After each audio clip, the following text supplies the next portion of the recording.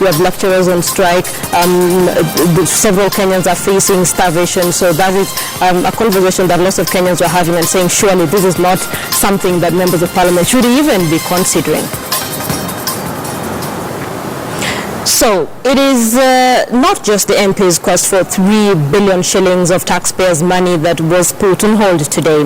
The High Court has also blocked a process by the Kenyan government to close down the refugee camps in the Dadaab complex in Garissa County.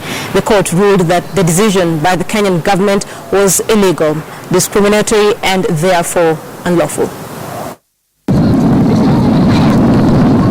It's a first-round win for refugees at the Dadaab Refugee Camp and human rights groups that have been fighting the closure of the Dadaab camp. Determining the necessary answer. High Court Judge John Mativo ruled that it would be unconstitutional for the Kenyan government to close down a camp hosting people who have mostly escaped unrest in Somalia. The Kenyan government had sworn to send packing more than 200,000 refugees, saying the camp was an entry point and a recruiting ground for Al-Shabaab militia, which has continued to terrorize the Kenyan people. Refugees' lives were really messed with the threats that they were receiving, that they should leave the Dadaab refugee camp by November, and also now with the extension by March. Children were not registering even for exams in the Dadaab refugee camp. Children were not sure of what the future holds. There are a number of people who received a number of benefits or scholarship. They were not even taking them up because they were not sure. And also the life situation of people changed. So at least this gives them an opportunity to relook at their life and be able to build up on it more.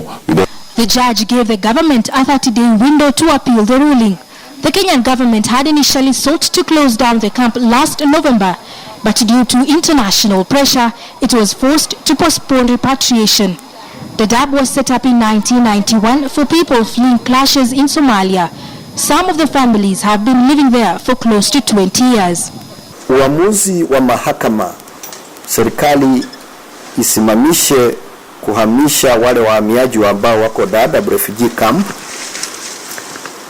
ni uamuzi ambao tutarudi mahakamani na kuweka rufaa kwa sababu hatujaridhishwa na uamuzi huo. When they were seeking protection in Kenya, they were seeing an opportunity where they will live their life as possible. As much as the new government has come in Somalia, the situation is not yet right for people to go back in mass.